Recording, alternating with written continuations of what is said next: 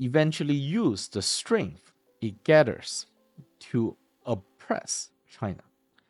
The loss of opportunity cost here for the entire human race is measured in dozens of trillions of dollars, and the entire human race would have to live under the consequence of Egon's blunder. Welcome to another episode of Awakening Podcast. We are currently in the midst of the biggest geopolitical reshuffling event since World War II, and things are moving rapidly. As we await the outcome of US-Russia negotiation, I want to use this opportunity to bring out a subject that many of you might have missed. This is going to be a challenging video, so beware. I'm going to bring back Professor Wong here, one of my favorite, and borrow some material from one of his previous video to explain my thoughts. The countries that are currently in BRICS or are planning to join BRICS are not exactly countries that share similar value, culture, or ideology. They chose to join BRICS because they are excluded from the golden billion. Put up this pyramid image on the screen again. So basically, the current world order is a neo-colonial world order with the United States of America sitting at the very top.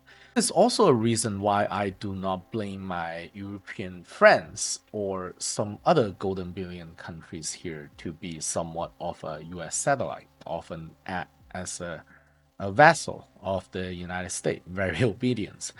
It is because you belong to the upper part of this pyramid. You have a higher standard of living. You are comfortable and don't want to change or take risk unless it's absolutely necessary.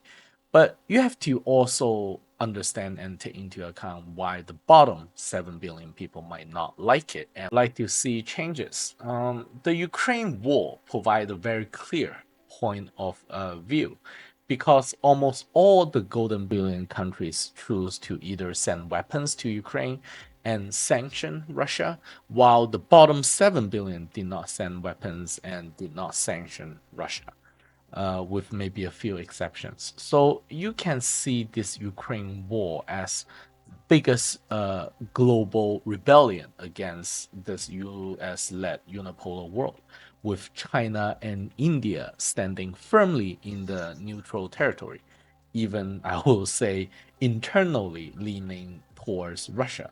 Same goes with Africa, and many Central America and South American countries are also not willing to side with the US against Russia. Not going to explain this pyramid system again in detail. If you guys are interested or confused, please go watch episode 10 and episode 21 in my video archive. I talked about in my previous video that I'm skeptical about the future of BRICS because everybody's expectation of BRICS is different. I guess you can say that no one should expect too much from BRICS because how it was formed, it was never meant to be something extraordinary. So maybe whatever it can achieve, we should appreciate. One of the things that experts and intellectuals want to see from BRICS is whether BRICS nations can come up with a currency, a new monetary system that can replace the existing US Western dominated financial monetary system.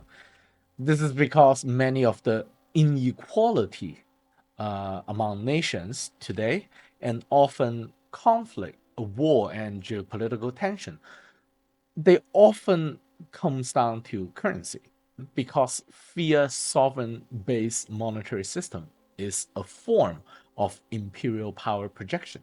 And if one or multiple countries use let's say military force to prevent any global south countries in creating its own monetary system and trade, that is not just imperialism, that's straight out colonialism. The problem is that BRICS' original creation was not intended to form a new monetary system, but as a platform for developing countries to engage in mutual relationship building.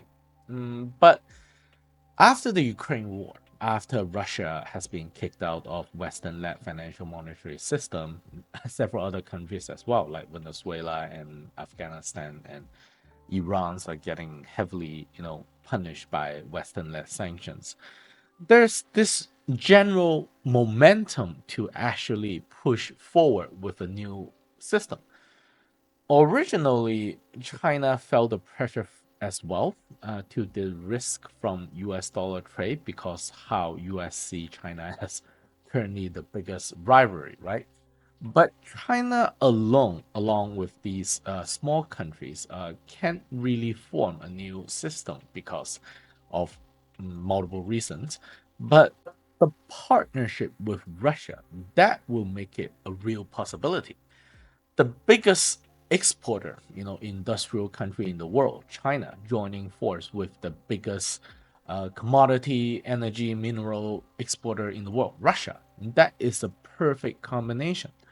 According to Professor Wang, the best way to do this is for Russia, China, and Saudi Arabia to form a new basket currency, which will serve as a medium for settling commodity price, reserve savings, and also trade settlement. Now, Professor Wong did not explain why this new system should only involve Russia, China, and Saudi Arabia and not the other BRICS nations. Because it is extremely complicated to explain. I totally agree with him. However, I believe that if I do not provide some kind of explanation, many of my audience will be confused for the rest of this video. So let's give it a try, okay? Professor Wong used mathematics as a metaphor. See if you guys understand what he's trying to say, okay? Imagine every BRICS country is a number. China is 120, Russia is 72, Saudi Arabia is 48. How much these countries can cooperate with each other depends on their greatest common denominator. So China is the biggest number here, and it has the most amount of prime number and denominators. So it can form the most amount of cooperation with any other countries. With Russia and Saudi Arabia, it is 24. So the angle of cooperation is 24. However, if you look at India, India is also a big country, but India's number is 103. India's number by itself is a prime number. So when you want to cooperate with India, the biggest common denominator you can find is 1. And 1 is the highest level of cooperation you can reach. If you want to include a country like India into a complicated project such as setting up a new BRICS currency, the chance of success is very low. Well, my audience probably think that this is just Professor Wong using a creative method to insult India.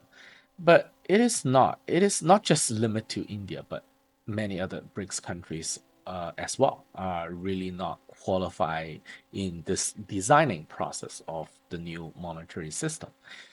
I will expand on Professor Wong's explanation a bit.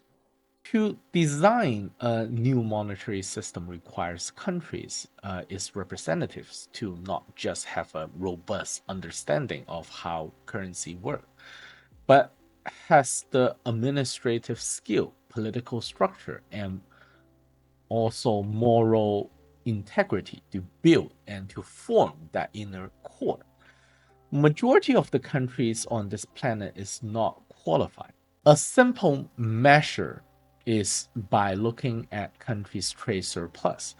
Uh, Look at this graph I show you down here. As you can see, China, Russia, and Saudi Arabia is able to generate huge trade surplus and run a balanced national budget. India, on the other hand, runs the third biggest trade deficit in the world after United States and United Kingdom. And the fourth place is France, and the fifth place is Turkey. But Remember, US and UK are running a joint financial empire in which they use currency to project power and run a huge trade deficit. Same goes with France. India, however, is not a financial empire, so its trade deficit reflect, I would say, a lack of national management skill. Countries like Brazil, on the other hand, although runs a healthy trade surplus, its political system is unstable. Its oligarchy elites are often subordinate to the United States. So having Brazil participate heavily in the design of the new monetary system is like Russia asking British MI6 to design its defensive line against Ukraine attack. There might be a bit of conflict in interest there. What I'm trying to say here is that the matter is sensitive and countries involved in the initial design need to have the overall strength to back it. Russia has commodity, China has manufacturing capacity, Saudi Arabia has oil and one of the strongest sovereign wealth fund. This is why you often hear Michael Hudson saying that the US troops in Saudi Arabia is not actually attack, Saudi, but to prevent Saudi from abandoning US dollar and adapt another currency. There's this joke, I think, what the US said about MBS. You sure you want to do that, MBS? I'm sure your brother disagree with you and he wants to be king as well. All right, I'm not trying to keep those other countries in BRICS outside of the loop of the discussion, and that's not good. But people see the current situation as dire. U.S. And the West is weaponizing financial system against everyone. Then it's good to bring out a new system as fast as possible. And maybe it is better to not have too many countries involved in the design of that new system. Don't get confused here. I'm talking about initial setup of the system, okay? Every country, even countries outside of BRICS is welcome to use it. Even let's say United States can eventually, hold some BRICS currency if needed. I mentioned in other videos that US used three methods to project its power and maintain its hegemony. US Army, US media, and US dollar. So military, soft power, and the financial system. The financial system is often the part which people do not understand that well. One of the tactics the United States is using over the decade is to swing the Fed interest rate to adjust the supply of US dollar in global circulation. By doing that, US can effectively create financial crisis and bankrupt countries around the world after a country is forced to declare bankruptcy by US manufactured financial crisis. The IMF, which acts as an international bankruptcy court, which is also controlled by the United States, will come to buy that country's most valuable assets. So it is like a predatory lender. And please do not argue against me saying, oh, China is also a predatory lender too. People who say that just reflect they know little about how the entire system works. Also, throughout this entire Ukraine war, financial system has been weaponized and used against not just Russia but other countries around the world as well. Okay, now comes the interesting part of this video. And again, just because I put this content out doesn't mean I agree with Professor Wong, or let's say I'm not really qualified to disagree with him here. According to Professor Wong's vision, it is vital that US dollar be replaced in the coming years and decades because it is the root cause of global conflicts. However, renminbi is a very poor option because in order for renminbi to become global reserve currency, China will have to issue a lot of debt, a lot of bond, or else other countries cannot invest in your currency. There won't be enough liquidity in the market. Renminbi also has to be freely traded, which it is not at the moment. Another point is that it encouraged China to run a huge spending deficit. According to Professor Wong, China shouldn't choose to go down that path because eventually it will end up where United States is today. So this is when the Dutch, syndrome kicks in. Your currency is overvalued, your labor is overpriced, you lose competitiveness, and your empire collapse. There's only a few empire in the entire human history who's able to survive the Dutch syndrome. The United States is facing severe Dutch syndrome today. So I wish Trump, Elon Musk and Scott Bessent the best of luck.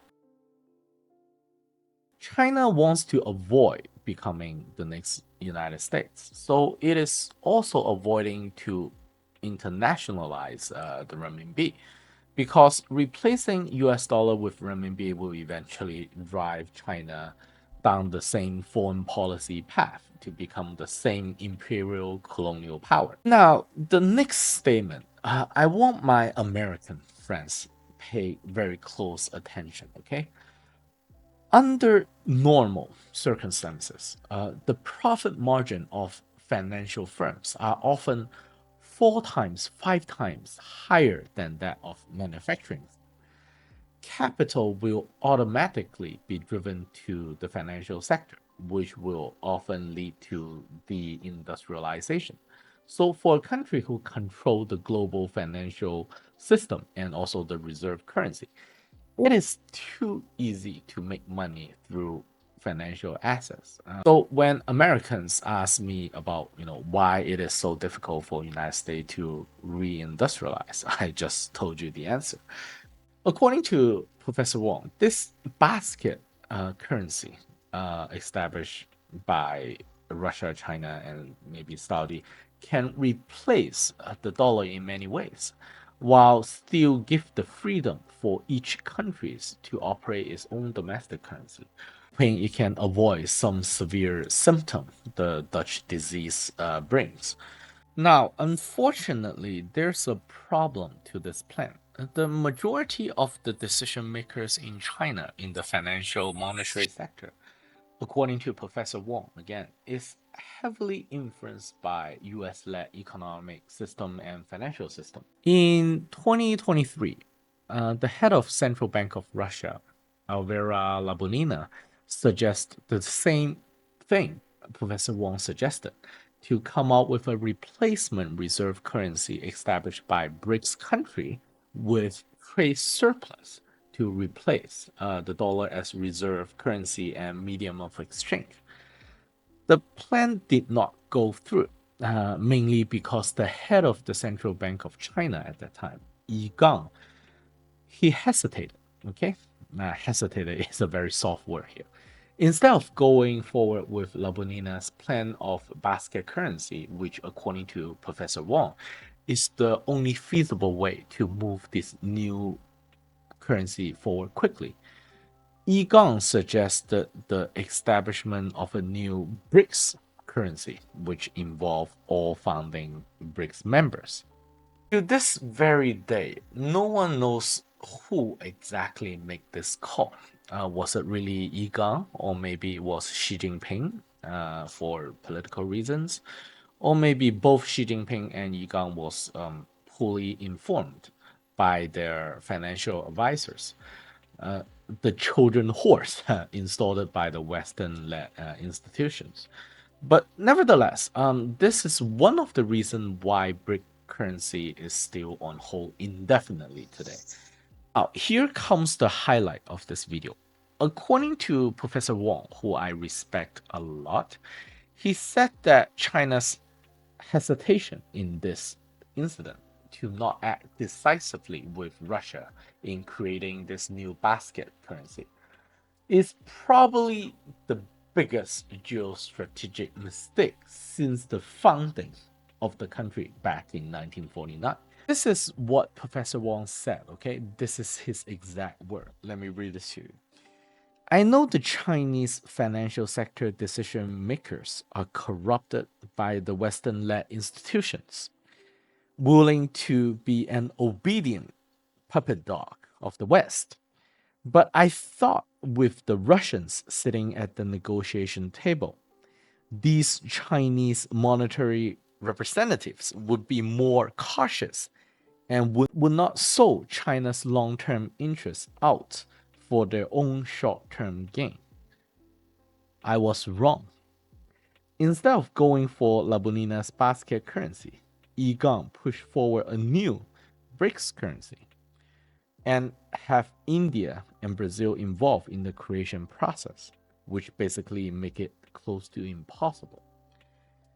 And Professor Wong continues, all right, here. To me, Egon carries the biggest blame here. The damage he has done to China is enormous. Not only that, he lost several hundred billions of dollars by investing in US long-term treasury bond. That's not his biggest mistake, okay? His biggest mistake is as followed. First major mistake, during Fed's QE section after COVID-19, when the United States experienced high inflation, Egon kept the renminbi weak instead of letting it appreciate versus the dollar. This decision, along with the same decision by Central Bank of Europe, managed to rescue the US dollar from collapse further and allow the United States to smoothly transition through and continue its oppressive strategy against China. This strategic blunder would cost China trillions over the following years and decades. That's the first mistake, okay? The second major mistake, Egon passively denied La Bonina's plan for the new basket currency, meaning that the entire planet, including the entire global south, and also developed countries as well, would have no choice but to stay under the US-led predatory financial system, allowing the United States to continue to feed on the nutrition of other countries' economy, eventually use the strength it gathers to oppress China. The loss of opportunity cost here for the entire human race is measured in dozens of trillions of dollars, and the entire human race would have to live under the consequence of Egon's blunder. Wow. So Professor Wong considered Egon's mistake to be the biggest strategic blunder in the entire human history. And probably most of you guys didn't even know about this. Talking about, the complexity of geopolitics, huh? Again, that was the direct translation from Professor Wong. And he wasn't the only one who said this. Many influential Chinese economists said the same thing and insist later on that Egon is either an idiot or a traitor. Okay, and Egon was removed from his position shortly after. I was in China visiting my parents a few months ago, and every evening I would go out with my father, and we walked alongside of this lake near his apartment, and we discussed about potential Trump tariff, discuss about war in Europe, war in the Middle East, and always the conversation came down to currency.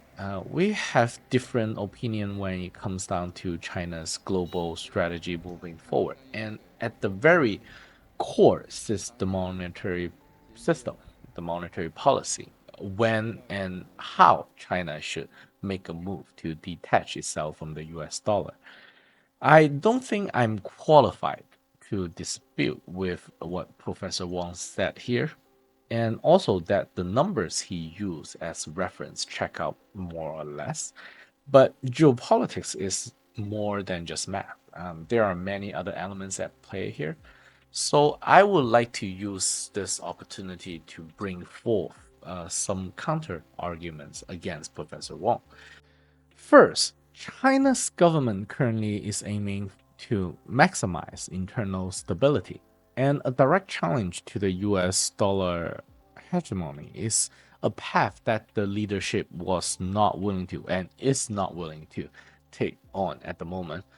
Russia, on the other hand, was kicked out of the Western banking system, so they are much eager to find a replacement. So the two countries at that moment had a different level of urgency when it comes to this new system. Second point, there's a subject that I didn't really discuss in my channel yet. The international financial monetary system is rigged in favor of the United States and Western country. No argument there. But China over the years have found a way to re-rig the system to benefit its own growth model. And that has been serving China quite well. US knows that China has been hijacking part of the US dollar's strength to project its own power around the world, migrating the side effect of running its own reserve currency. The United States realized this, but is unable to come out with a counter strategy against this Chinese strategy. The result is that China continued to grow, and now if US choose to cut China off, the consequence might be too much for United States to bear. It's like a stage 4 cancer. Cutting out the tumor might be fatal to the patient. So for China, it is not exactly bad to just linger on the edge of the US dollar system, knowing US does not have the resolve to cut China off. Just like Russia and United States are betting on Europe not having the determination to go into Ukraine.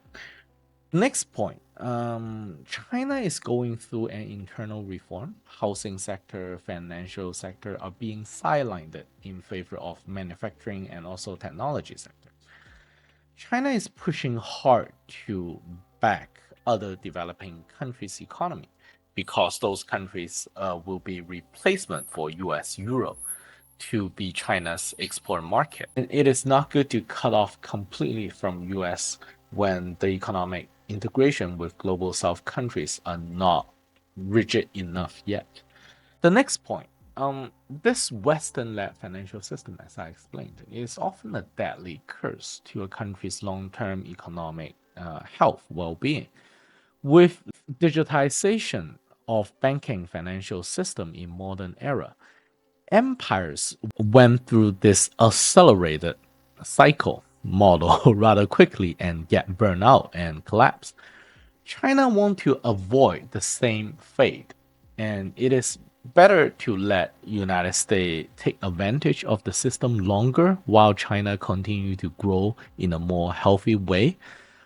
Professor Lu in another video referred to this process as some kind of energy transfer from US unipolar world economic system to a world that is more centered around China.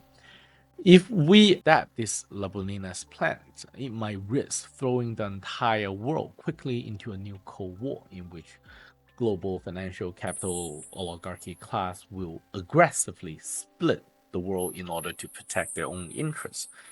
China doesn't want that to happen. It wants to grow larger first. And finally, we are not the Chinese leadership. We do not know exactly what's happening in the background. Compromises between nations are often done under the table.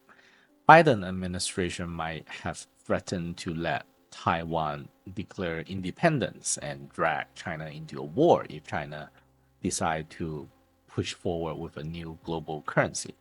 You can see Trump is kind of mumbling the same kind of threats, adding 100% tariff to any country that decided to use a new currency, like, for example, a BRICS currency.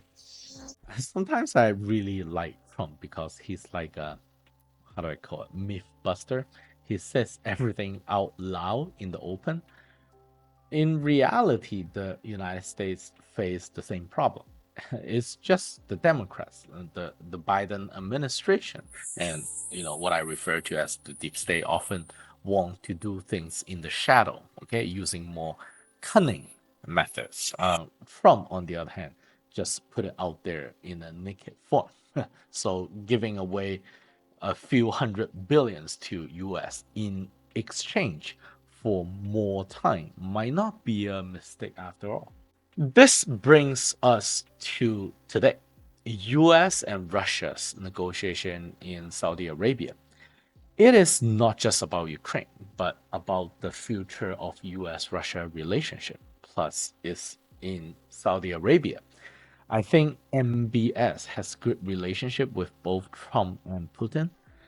So the conditions for BRICS currency or whatever basket currency are going to change as well. I heard that Trump and the US is planning to bring Russia back into the global financial system again and reinstall all the previous status. That will surely reduce the urgency of Russia for a new global reserve currency. And maybe one day China would come to regret that moment back in 2023 when it has the chance to kind of fracture the US led global financial oligarchy class. But China decided not to pull that trigger. Maybe it will come to be the biggest strategic blunder in the 21st century. Of course, maybe China make the right decision because Trump and Musk might be tearing down the structure in the next few years due to aggressive internal and external reform. And China do not have to, do much because if you think about it, if China decided to adapt a new basket reserve currency, it is a one-way street, a one-way ticket. You can't say, oh, it didn't work. Hey, United States, can we return to the dollar system? Very please. That's not going to happen because once you leave, you are not going back.